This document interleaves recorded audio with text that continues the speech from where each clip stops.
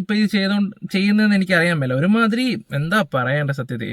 മലയാളത്തിലാ okay, അത്യാവശ്യം കുഴപ്പമില്ല. തമിഴിലൊക്കെ എടുത്ത് നോക്കുവാണെങ്കിൽ നല്ല അടിപൊളി സാധനങ്ങളൊക്കെ യൂട്യൂബിൽ കിടപ്പുണ്ട്.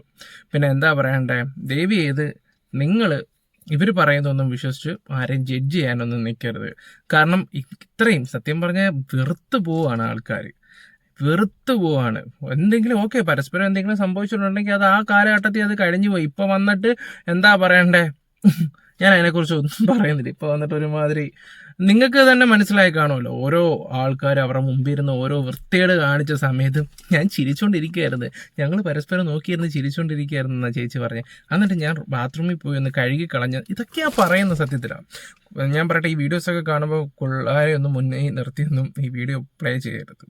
ഓക്കെ, എന്തായാലും ഞാൻ പറഞ്ഞതേ ഉള്ളൂ. ഇതുപോലത്തെ അവരെയൊക്കെ നമ്മുടെ നാടിനെ തന്നെ ശാപമാണ് സത്യത്തിൽ. ഓക്കെ ഗൈസ്, നമ്മുടെ വീഡിയോസ് ഇഷ്ടപ്പെട്ടെങ്കിൽ ലൈക്കും ഷെയറും സബ്ബൊക്കെ ചെയ്യുക. നമ്മുടെ വണ്ടിയുടെ ചാർജിന് ചെറിയൊരു വിഷയമുണ്ട്, അതുകൊണ്ട് ലൈറ്റ് ഇല്ലാഞ്ഞത്. ഓക്കെ ഇനി രാത്രി സമയങ്ങളിൽ റൂമിലിരുന്നതിനായിരിക്കും ചെയ്യുന്നത്. Okay guys, love you all. നമ്മുടെ വീഡിയോ ഇഷ്ടപ്പെട്ട ലൈക്കും ഷെയറും സബ്ബൊക്കെ ചെയ്യുക. ബൈ.